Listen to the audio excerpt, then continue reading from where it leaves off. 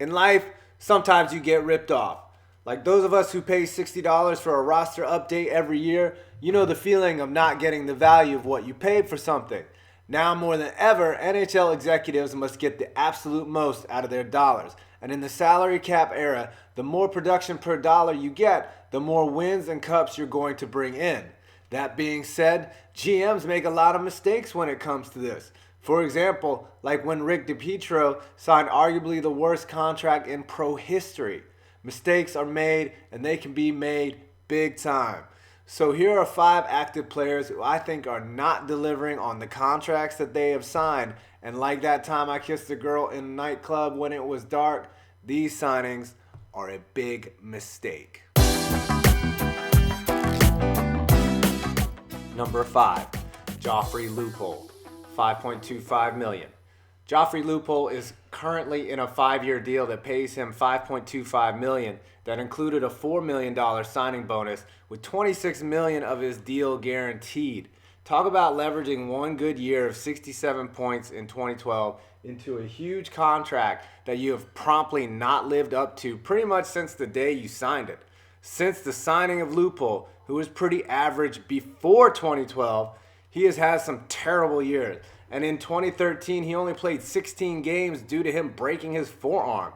Even when healthy, the following year, he only put up 44 points. And this year, after 46 games, he's put up a paltry 14 points and just doesn't look good out there on the ice, while young talent around him push him further down the depth chart and into lost potential land. Sorry, you cannot tell me this guy is worth more money than Matt Zuccarello or Nate McKinnon, who make less than him.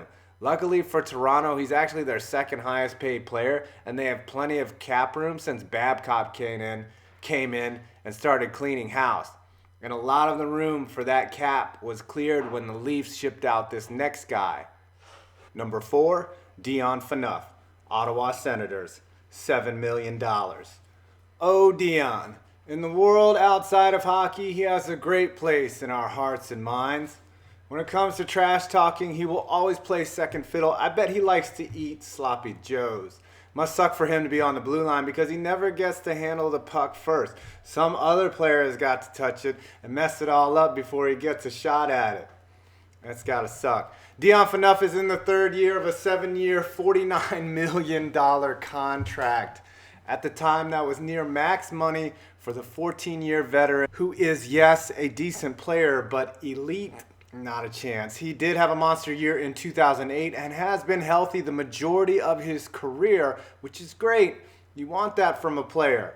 But with a contract that hefty, you would rather have a Duncan Keith, who currently makes $6.5 million, or even Nicholas Kronwall, who makes only $5.5.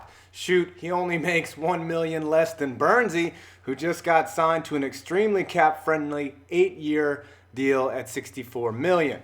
You can argue that yes, Phaneuf is a great guy, great teammate, etc., but I don't see how he is worth all that money, and I second that. Number 3, Tomáš Plekanec, Montreal Canadiens, $6 million. I know this guy is loved in Montreal, but it's clear that Plekanec is on the downside of an above-average career that has had him drop in 70 points in 2010 and a 29-goal campaign in 2008. However, he is on current pace for only about 40 points this year, which is hardly the production you want to get out of a guy who's costing your team a $6 million cap hit this year.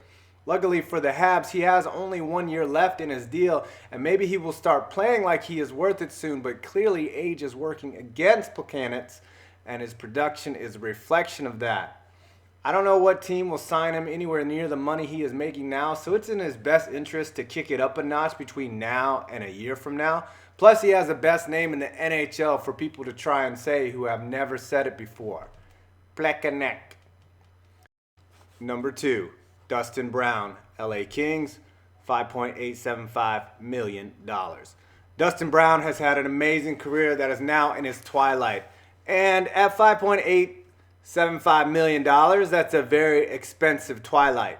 The former Kings captain has done everything the franchise has asked him or wanted him to do, including leading his team to 2 Stanley Cup victories. Now they will probably ask him to either retire or play elsewhere. except he signed at $5.8 million until the year 2022. That's a hefty price tag for a guy that's only put up 21 points this year, and since 2013 hasn't put up more than 29 total points in a season.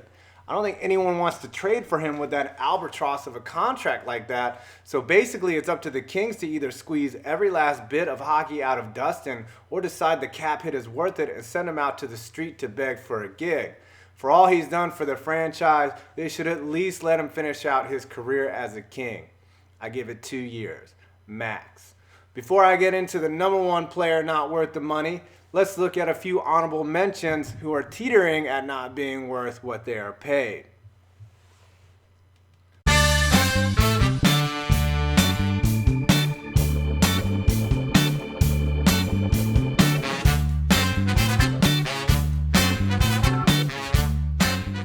Number 1, Zdeno Chára, Boston Bruins. $6,916,000, 667 cents. You knew I had to put in Lurch, right? This huge, tall, awkward Russian was once an amazing defenseman. So when he signed a 7-year deal in 2011 that gave him a base of $6.9 million, also his height, by the way, 6'9", it seemed like a good deal. Then he got old, like Indiana Jones, you chose the wrong cup old. At nearly $7 million a year, that's max dough, or close to it, for a guy who many believe is way beyond his prime. And though I don't think he is an embarrassment out there, it's that the Bruins could probably use that money in other places, like, I don't know, buy a new clubhouse soda machine at least, or to get Chára a DNA test to see if he is entirely human. Offensively, his numbers don't lie. 10 points so far on the season, but I mean, that's not what defensemen are measured on. But if you watch Chára play, he's not passing the eye test. And I mean that both by how he plays the game and also his alien-looking face. Luckily for the Bruins next year, it is the last year of the deal, and we'll see if they ship him at the deadline to another team, or if they wait it out to the end of the deal, or if he simply returns to his home planet.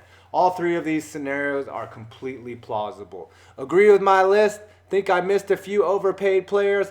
Leave a comment below and subscribe for more idiotic videos like this. I'm 5 Points, and you made it to the end of this video.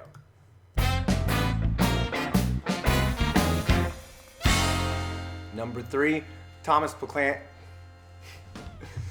Number 3, Tomáš Plekanec. Number 3, Tomáš Plekanec. Number 3, Tomáš Plekanec. Jeez.